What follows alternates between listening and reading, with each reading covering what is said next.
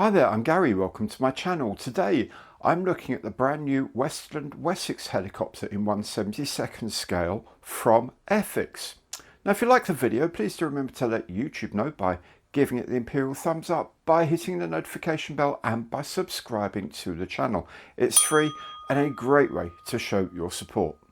So let's make a start looking at this release by checking out the box it comes in. So here is the box of the much awaited Westland Wessex HC2 in 1/72nd scale from Airfix, kit number A04068. I love this box art. I really like this box art. It's odd that, you know, sometimes you see stuff, you know, jets or whatever all over.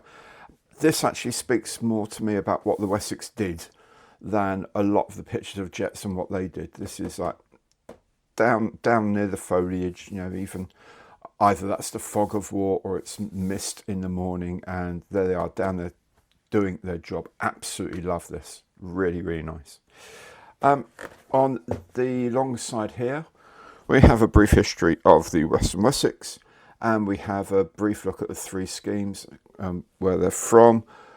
We have the paint call-outs for the different types. These are in Humbrol code numbers. You can of course convert those to any other form you like. There's a symbol for the Airfix Club, and there are 2 flying hours, a token for 2 flying hours. Now, if you're a member of the Airfix Club, you can collect these flying hours towards a new kit in the future for free, apart from postage. If you're not a member of the club, or if you are a member of the club and don't want to bother with your flying hours, do just collect them up and then maybe think of sending them to Models for Heroes. They can turn them into kits that will help former and serving members of the armed forces and blue light responders who are dealing with mental health issues as a result of their service to our country. Brilliant charity. Link is in the information box below. It's also a skill level 2 kit. It would help, especially being a helicopter, it would help if you have made another kit before and you're used to using polystyrene cement and used to like waiting for things to set and things like that. You could, in theory, just go straight into it, but personally I would suggest you try at least one other kit before you have a crack at doing this. Okay, let's have a look and see what we get inside this rather lovely box for our money. Okay, so as usual with Airfix, it's a simple slide-on top opening box. Inside there is one big polythene bag with all of the grey plastic. Inside is a separate polythene bag for the transparent parts. There's the instruction sheet, and there's a sheet of decals right here, and we will have a look at all these bits and pieces in a bit more detail now. Frame A contains the 2 fuselage halves, some internal structure and some of the bits around the engine compartment at the front. The fact that they are separate suggests to me there's going to be different versions of the Wessex in future. Of course there would be, why wouldn't there be? You want to maximise the frame of each model that you do. You don't just do one model unless it's something bizarre like the Swift. Something like the Wessex with several options and schemes available. Certainly an SE Rescue one has got to do an SE Rescue one. That's why these separate engine parts might be here. But yeah, that's the first frame anyway, is frame A with all the bits of the fuselage essentially. Frame B, we have the interior seating, we have parts of the cockpit, we have the base of the aircraft. Again, that's going to change depending on the mark. And the tail rotor fins here.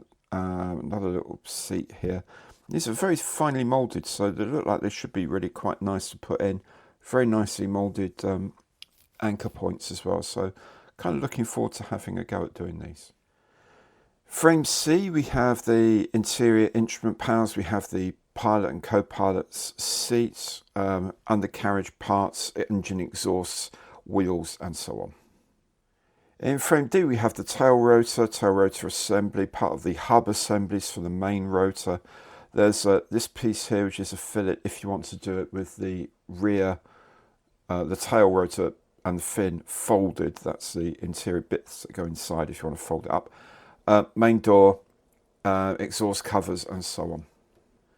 Frame E, all the really teeny tiny things, aerials, small bits and pieces for here and there, sensors and whatever, little bits of, I don't know, even know what those are off the top of my head. Oh, control columns, how about that? So, there might be the collectives or something like that. Anyway, it's all the smallest parts, including the tail wheel, are on frame E. Then we have frame F. As you can see, these are the rotor blades. Now they have two sets of rotors. One is with the rotors as if they're being stored, presumably, because they have storage cuffs on them. So that's if you want to fold the blades back, I'm guessing. Then you have the things here that hold the rotor blades in place when they're folded up.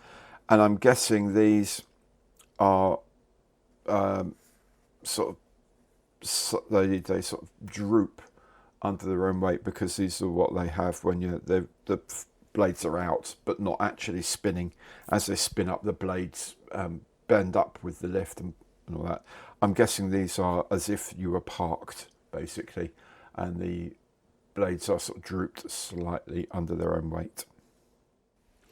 The transparencies are all on frame X. The front windscreen, side windows, compartment window, door windows and so on and so forth, and a couple, I guess, of nav lights. There is already a set of masks for these, which I have actually ordered.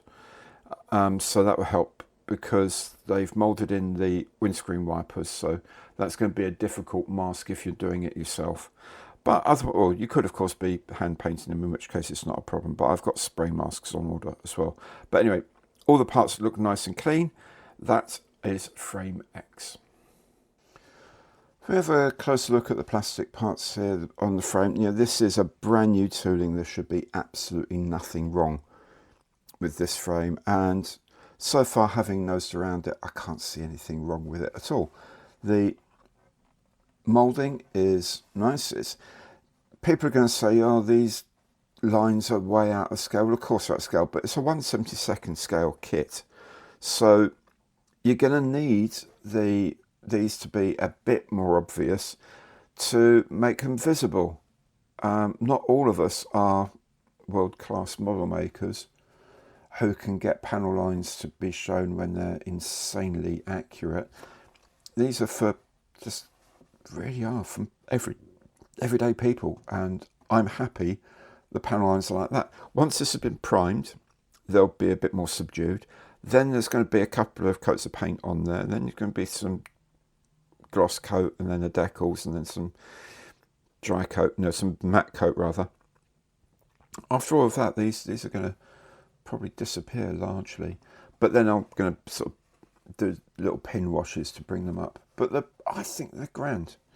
I really do. I think they're grand. The aircraft wasn't actually that tidy a build, the real thing, if you ever get to see one. So there's plenty of panel lines there that you will see in real life, I think.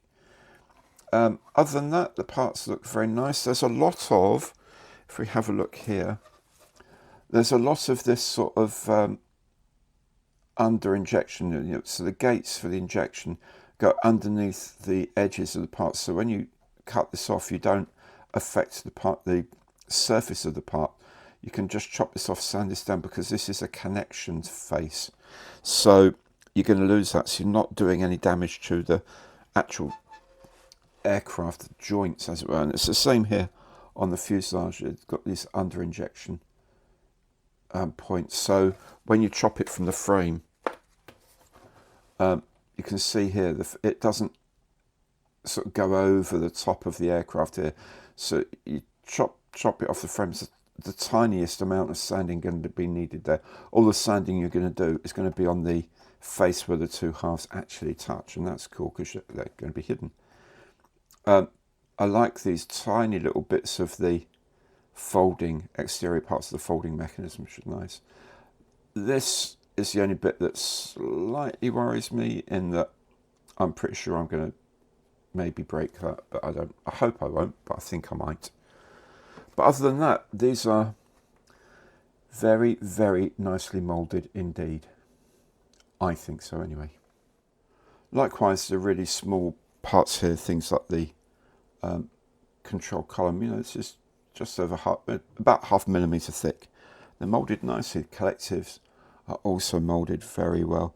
All the teeny tiny parts look good, and they look sort of pretty well connected to the frame, so they're not going to be lost all that easily, but also they're not going to be terrible to take them off.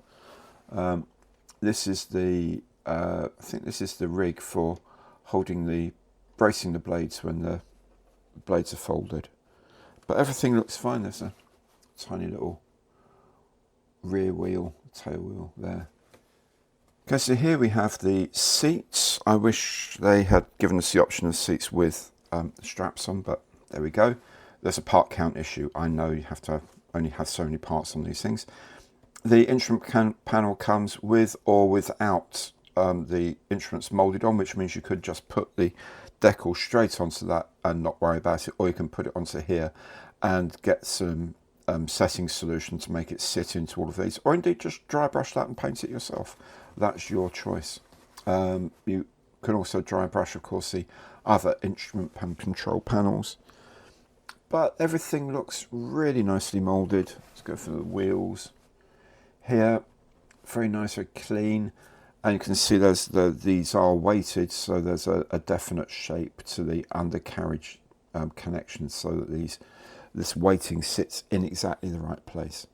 So the moulding, I have to say, looks as it should for a brand new mould. Very, very good indeed. They've actually printed from these moulds very, very well, I think. So here's the decal sheet, as usual for Airfix, and it's a really, really good example to a lot of other companies, is the common decals all go into one space. The decals for scheme A go into another space. The decals for scheme B go into a space together, and the decals for scheme C all go together. It's a really nice way of laying them out. So all of this applies to everyone. This is the aircraft from No. 2 Flying Training School at Shawbury. This is the scheme from the Armada Nacional de Uruguay, and this you use for the aircraft of 28 Squadron RAF, including their little badges here. So let's have a look and see just how good these decals really are. So here in extreme close-up are the decals. This is the instrument panel. This is my standard 0.5 millimetre pencil lead in here, and you can see these lines are much, much, much smaller than 0.5 millimetre, and they're shiny, silvery colours. So that's all very nice. The exhaust warnings are here as well. I think these are footsteps to get in. Various warning symbols.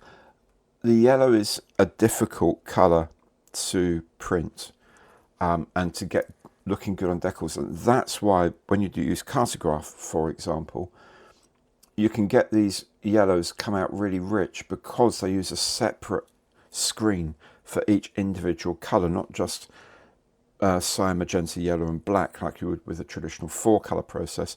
That yellow is a specific paint, or specific dye, or whatever you like to call it, ink. That's a specific colour. That's a mask is made just for that, so that prints on that. Then you have the red is a specific pre-made ink for that colour. The blue of the roundels and the red of the roundels are specific colours. The black is specific.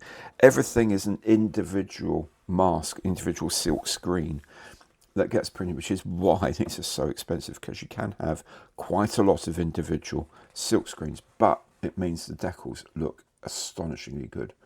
Even at these are 1/72 scale, remember, and I think they look amazing. Very, very convincing indeed. The flag of Uruguay here and the sun symbol that's on it. Don't know if that's actually the same yellow as used for the blade tips. I suspect they may have done it on this occasion because there's very, very little visible difference. But again, you look at the squadron badge here. There's several different screens just for these badges. And that's what makes them expensive, but also makes them look really, really good. And the silk screening is just so sharp. The registration is perfect. I mean, that registration of the, well, it's got to be 1, 2, 3, 4, that's 5 or 6 colours just to make that badge, and they're in perfect registration. Absolutely wonderful. That's why Cartograph are the best in the world. The instruction sheet is very much to the pattern of modern Airfix instructions. So title and scale up at the top. Reminder of the product code A04068. The rotor diameter when it's complete will be 237 millimeters. The kit 211 millimeters long. There some basic history here of the Wessex in English, French and German. Inside there'll be Spanish and Swedish as well, and some basic specifications as well in those same languages. There are some basic assembly instructions as well. You know, look at everything carefully. You know, be careful how you do, but just be careful. Follow the instructions, but do it slowly and carefully is what they're saying. The icons are all here. Again, there's 12 different languages here. 12 languages for the assembly instructions. And then the instructions themselves. These are, again, very much the modern way of doing Airfix things. The bits of tab, extra tab, these are, I've always thought of them as fill tabs. So if you've got a mould and you want to make sure that the plastic actually fits all parts of that part of the mould, then you can have like these sort of overfill tabs. They can be used as ejector pin points as well. But they highlight those in bright green to tell you to cut them off, which is nice. And as usual, once you've completed something, the following stage, that something is shown in red. So here, for example, you're putting the seats on this side of the aircraft. On this next frame, those seats are shown in red. It's actually really useful. Sometimes it's not immediately obvious where things go. These can be a lot more of a help. Occasionally you'll get a colour call out, like on the door here, for example. Then there's going to be things to paint here and there. Options here. If you're going to have the tail folded, you need to take out this tiny little chunk of plastic here. Another overflow pin here. Again, file those flat because we're not using, that's not relevant to this model. So interior pipe work as well that you can put on, paint, whatever. And essentially, but you build the crew compartment and then you put the crew compartment into half of the aircraft and then of course clam it open later on. The cockpit area, again, lots of colour paint call outs here. Those wobbly bits were did indeed look like the collectives, so that's good. What I do like is that they've got two versions of the instrument panel. You've got one version that's completely flat for putting decals on, and another version that's got the instruments on there in case you want to dry brush it instead. So that's quite kind of a nice idea. This is the base of the rotor assembly here that's going to go up into the engine compartment as well. Various things, and then you shut the two together. I mean, it looks very much like the other helicopter kits they've made recently, like the Sea King, for example. Assembling the front of the engine bay. This A5, I'm guessing originally that might have been a grill, so it might be that that's going to come later as an aftermarket. Someone will do an aftermarket of that in photo etch or something, maybe. I don't know. The exhausts here as well. Exterior pipe work. Different versions of the aircraft here, as well as some minor options you need to do. Rear, if you're folding the fins or not, you've got options for how it fits to the aircraft. Undercarriage on this is pretty chunky, it has to be said. There's some instrument panels that go into the roof setting as well, then that all goes on, the glazing goes on. Exterior aerials, and then the rotors, so tail rotors on the back there. Then there's some things to do here to do you may have to make a choice of rotors folded or not folded, of course, and then there's different sets of things to do for the different options. It's all pretty good actually. If you are doing the blades folded here, you can see there's a little rig here, and the blades on those cuffs I showed you earlier connect up to that support ring there that they put on. And then we're into the schemes. So the first one is for an aircraft of number 2 flying training school at Shawbury in 1995, XO Romeo 505. This is with all the red stripy stuff, which is all very nice. The second one is when the aircraft had been sold to Uruguay, and still XR 505.